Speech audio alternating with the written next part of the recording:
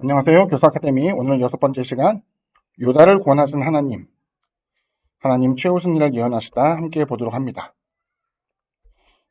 첫 번째 주제입니다. 세상 왕들이 일어나 하나님의 백성을 대적할 것입니다. 랍사기가 돌아가다가 아수르 왕이 이미 라기에스에서 떠났다 함을 듣고 림나로 가서 아수르 왕을 만났으니 왕이 거기서 림나와 싸우는 중이더라. 아수르 왕은 구스왕 디르하가가 당신과 싸우고자 나왔다 함을 듣고 다시 히스기야에게 사자를 보내며 이르되 너희는 유다의 왕 히스기야에게 이같이 말하 이르기를 내가 믿는 내 하나님이 예루살렘을 아수르 왕의 손에 넘기지 아니하겠다 하는 말에 속지 말라. 아수르의 여러 왕이 여러 나라에 행한 바 진멸한 일을 내가 들었나니 내가 어찌 구원을 얻겠느냐. 내 조상들이 멸하신 여러 민족 곧 고산과 하란과 메셉과 들라살에 있는 에덴 족속을 그 나라들의 신들이 건졌느냐. 하맛 왕과 아르밧 왕과 스발와임 성의 왕과 헤나와 아와의 왕들이 다 어디 있느냐 하라 하니라. 두 번째 주제입니다. 하나님의 백성은 하나님께 구원을 구하며 그 이름을 높일 것입니다. 히스기야가 사자의 손에서 편지를 받아보고 야훼의 성전에 올라가서 히스기야가 그 편지를 야훼 앞에 펴놓고 그 앞에서 히스기야가 기도하여 이르되 그룹들 위에 계신 이스라엘의 하나님 야훼여 주는 천하 만국의 홀로 하나님이시라. 주께서 천지를 만드셨나이다. 야훼여 귀를 기울여 들으소서. 야훼여 눈을 떠서 보시옵소서. 산헤립이 살아계신 하나님을 비방하러 보낸 말을 들으시옵소서. 야훼여 아수로 여러 왕이 과연 여러 민족과 그들의 땅을 황폐하게 하고 또 그들의 신들을 불에 던져 싸우니 이는 그들이 신이 아니요 사람의 손으로 만든 것 곧 나무와 돌뿐이므로 멸하였나이다. 우리 하나님 야훼여 원하건대 이제 우리를 그의 손에서 구원하옵소서.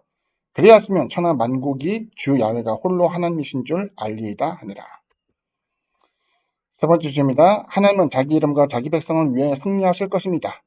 아모스의 아들 이사야가 히스기야에게 보내 이르되 이스라엘 하나님 야훼의 말씀이 내가 아수르 왕 사느립 때문에 내게 기도한 것을 내가 들었노라 하셨나이다. 그러므로 야훼께서 아수르 왕을 가리켜 이르시기를 그가 이 성에 이르지 못하며 이리로 화살을 쏘지 못하며 방패를 성을 향하여 세우지 못하며 치려고 토성을 쌓지도 못하고 오던 길로 돌아가고 이 성에 이르지 못하리라 하셨으니 이는 야훼의 말씀이시라. 내가 나와 나의 종 다윗을 위하여 이 성을 보호하여 구원하리라 하셨나이다 하였더라. 이 밤에 야훼의 사자가 나와서 아수르 진영에서 군사 18만 5천 명을 친지라. 아침에 일찍 일어나 보니 다 송장이 되었더라. 아수르 왕 사느립이 떠나 돌아가서 니느웨에 거주하더니 그가 그의 신 니스록의 신전에서 경배할 때에 아드람멜렉과 사레셀이 그를 칼로 쳐 죽이고 아라랏 땅으로 그들이 도망하매 그 아들 에살 핫돈이 대신하여 왕이 되니라. 정리하자면 히스기야 왕은 남왕국 유다에서 하나님을 참되게 섬기려고 했던 몇 안 되는 왕 중에 하나였어요. 굉장히 좋은 왕으로 이제 평가가 되었죠. 그런데 이제 그가 좋은 왕이었던 것과는 별개로 그가 처한 환경은 사실은 그렇게 현실이 좋지 않았는데 그 당시에 보게 되면 북왕국 이스라엘이 아수르에서 멸망당한 것이 히스기야 왕이 재직하고 있던 당시에 일어난 사건이었어요. 그 아수르라는 나라가 이제 신흥 강국이기도 했는데 우리가 이제 지난번에 다루었던 그 남한 장군에서 이해해준 아람 군대 장관 아람이라는 나라가 북왕국 이스라엘보다 훨씬 더 컸음에도 불구하고 아람 왕이 먼저 멸망당하고 아람이라는 국가가 먼저 멸망당하고 이스라엘이 멸망을 당한 거예요. 우리가 이제 성경의 지도로 보면 알겠지만은 뭐 북이스라엘, 남한국 유다 그러면 마치 우리나라의 한반도를 경기로 해서 북한, 남한 이렇게 생각하게 되는데 실상은 북한국 이스라엘은 10개 지파로 이루어져 있고 남한국 유다는 2개 지파로 되어 있기 때문에 국력과 뭐 등등에 대해서는 항상 남한국 유다가 열세에 속하였어요. 그래서 이제 그 11개 상하를 보게 되면은 남한국 유다의 왕이 북한국 왕에 대해서 큰 소리를 치는 장면이 거의 나오질 않아요. 왜? 항상 국력이 약하고 사람이 적었으니까. 근데 아수르에서 아람도 망하고 북왕국 이스라엘도 망하게 되니까 남한국 유다로서 이제 힘들잖아요. 괴롭잖아요. 그러니까 이제 그 히스기야가 어떤 일을 했냐면은 성전에 있는 금까지 막 벗겨가면서 금을 모아다가 조국물로 바칩니다. 이거 받고 제발 우리나라는 치지 마십시오라고 했는데 성경에 보게 되면은 그 사네립이라고 이야기하는 아수르의 왕이 그 조공을 받았음에도 불구하고 남한국 유다를 치기 위해서 내려오게 되는 거예요. 얼마나 놀랐겠어요. 그러니까 그 아수르 왕이 그와 같이 무시무시한 기세로서 남한국 유다를 치려고 할 때에 심지어 사람을 보내어서 야 너희들은 속지 마라. 응? 아수르와 대적하여서 자신의 나라를 구원했던 신이 어디 있겠는가. 그렇기 때문에 야훼 하나님이 너를 구원할 거라고 이야기하는 히스기야의 말에 대해서 너희는 속지 말아라라고 이야기하는 그 지경까지 이렇게 되었죠.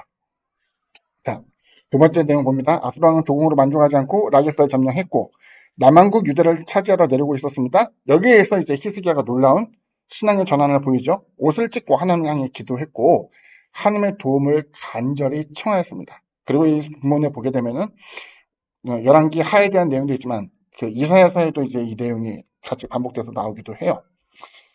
세 번째 보면은 하나님께서는 이와 같은 절박한 히스기야의 기도를 들으셨어요. 그래서 아수르 진영을 치셨는데 여기서 이제 그 아수르의 왕이 치명적인 잘못을 했죠. 이스라엘을 치는 것, 남왕국 유다를 치는 것으로 끝나는 것이 아니라 하나님에 대해서 비방하고 조롱하게 되면 아마도 하나님께서 진노한 것은 아니었는가 생각을 하게 돼요. 하룻밤 사이에 18만 5천 명이 한꺼번에 송장이 되었다, 죽었다라는 것을 이야기하고 이에 따라서 아수르 왕은 황급히 도망치게 되었어요. 본국으로 돌아왔죠. 그 자세한 내용이 이제 이사야서에는 또 이제 등장을 하게 되는데 오히려 그 히스기야 왕 앞에서 목숨을 구걸하는 장면까지도 나오게 돼요. 그때 이제 용서를 히스기야가 해주며 뭐 호기롭게 돌려보내게 되는데 하나님의 말씀대로 그는 본국에 돌아가서 암살당하게 되었고 그래서 하나님의 말씀대로 다시는 남왕국 유다에 대해서 칼을 들지도 화살을 쏘지도 방벽을 쌓지도 못하게 되었다. 뭐 이런 것을 이제 이야기하게 되었죠. 제가 얘기하고 싶은 것은 바로 이와 같은 내용이에요. 하나님이 이제 최후 승리, 결과가 어떻게 된다라고 이야기할 때 사람은 다 자기가 의지하는 그 뭔가가 있다고 생각해요. 나라에 있어서도 우리가 생각하는 것은 나라의 지도자가 국방력이 좋거나 외교술이 좋거나 문화에 대한 지능을 통해 가지고 보존될 만한 나라의 가치를 올리는 것 등등 여러 가지가 중요할 거예요.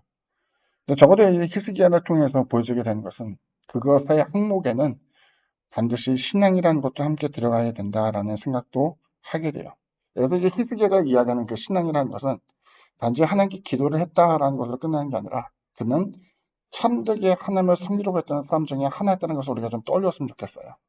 기도 잘하고 예배 잘 드리고 주일 성수하고 뭐 이런 걸 얘기하는 게 아니라 하나님이 원하시는 공의에 대해서, 진실에 대해서, 사랑에 대해서, 긍휼에 대한 것을 생각하게 되는 것이고 잠시 잠깐 동안은 그가 군주이기 때문에 원만한 해결을 위해서 금을 또 은을 만들어서 보내곤 하였지만 이것이 진정한 의미에서의 해결책, 타개가 될 수 있는 방식은 아니었다는 것을 이제 보여주고 있죠.